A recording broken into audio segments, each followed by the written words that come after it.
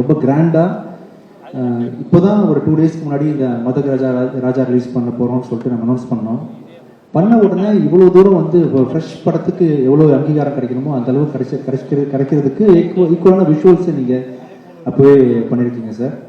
உங்கள் கூட நான் படங்கள் அந்த டைமில் நிறைய விஷயம் கற்றுக்கிட்டேன்.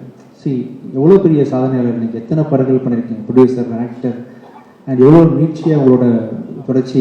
இப்போ கூட பார்த்தீங்கன்னா அரண்மனை பிளாக் பஸ்டர் இன்னும் பண்ணுவீங்க ஒரு 15-20 வருஷம். அதுக்கப்புறமும் எவ்வளோ ஹம்பிளாக இருக்கிறீங்க அப்படின்ற பல விஷயங்கள்லேருந்து நான் நிறைய சொல்லாமல் கூட வந்து கற்றுக்கிட்டேன். அதை இன்னும் நான் அப்ளை பண்ண முடியல நிறைய விஷயங்களில். கமர்ஷியல் படங்கள் எடுக்கணும் அப்படின்ற விஷயத்தில் சீரியஸான படங்கள் தாண்டி கமர்ஷியல் படங்கள் பண்ணுறதுக்கு நான் ட்ரை பண்ணுறேன் ஃப்யூச்சரில். என் நண்பன், என் கிளாஸ்மேட்டு விஷால் கூட நான் ட்ராவல் பண்ணுற 2வது படம். முதல் படம் வந்து வெடி.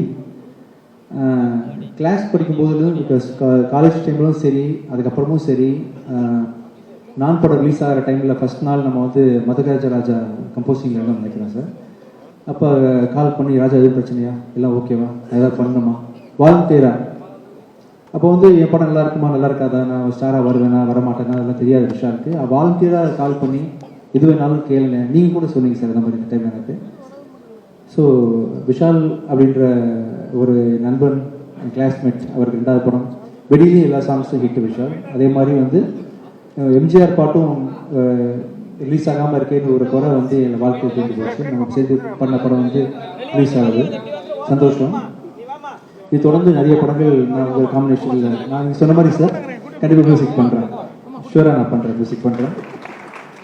தேங்க்ஸ் கிஃப்ட் மேம் இங்கே வந்ததுக்கு எங்கள் ப்ரோக்ராமுக்கு. அண்ட் படம் வந்து சுந்தர் சார் சொன்ன மாதிரி ரொம்ப கமர்ஷியலாக, ரொம்ப ஜனரஞ்சகமாக படம் பார்க்கணும், சிரிச்சுட்டு மட்டும் வரணும், குடும்பத்தோடு போகணும் அப்படின்னு சுந்தர் சாருக்கு ஒரு பேட்டர்ன் இருக்கு இல்லையா, கலகலப்பு, தீயா வேறு செய்யணும், குமார், இந்த மாதிரி டைப்பில் ஒரு படம் பார்க்கணும். கண்டிப்பாக இந்த பொங்கலுக்கு வந்து மக்கள் வந்து இந்த மாதிரி ஃபெஸ்டிவல் டைமில் அப்படி தான் ஆசைப்படுவாங்க, ஃபேமிலியோடு போகணும்னு சொல்லிட்டு. அப்படி வெயிட் பண்ணிட்டு இருக்கக்கூடிய மக்கள் அத்தனை பேருக்கும் கண்டிப்பாக வந்து மதக ராஜான்றது ரொம்ப ஒரு சூப்பரான படமாக இருக்கும். அதே மாதிரி after long time Santhanam sir நடிச்சிருக்காரு இல்லையா சார். அவர் ஒரு காமெடியனா அவர் இப்போ ஹீரோவான பிறகு பண்ணுறதில்லை. அது மியூசிக்கு, ரிச்சோட கேமரா, ஸ்ரீகாந்த் சார் எடிட்டிங் அப்படின்னு சொல்லிட்டு பயங்கரமான ஒரு மேசிவ் ப்ரொடக்ஷன் வேல்யூவோட ஜெமினி சார், நீங்களும் வந்து மனோகர் பிரசாத் சார் வந்து எந்த காம்ப்ரமைஸும் இல்லாமல் ஒரு பெரிய படம் கொடுத்துருக்கிறீங்க.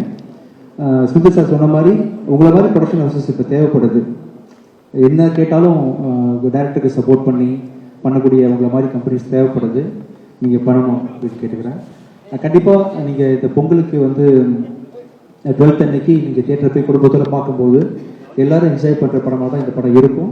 நானும் வந்து கண்டிப்பாக ரொம்ப நாள் ஆச்சு சார் பார்த்து, நான் என்ன பண்ணியிருக்கேன் வீர கடைன்னு ஒரு பார்க்கணும்.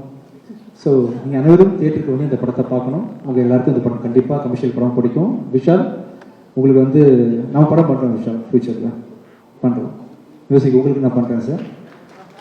விஷால் பெரிய வெற்றி படமாக இந்த படம் அமையணும்னு சொல்லிட்டு நான் எதிர்பார்க்குறேன்.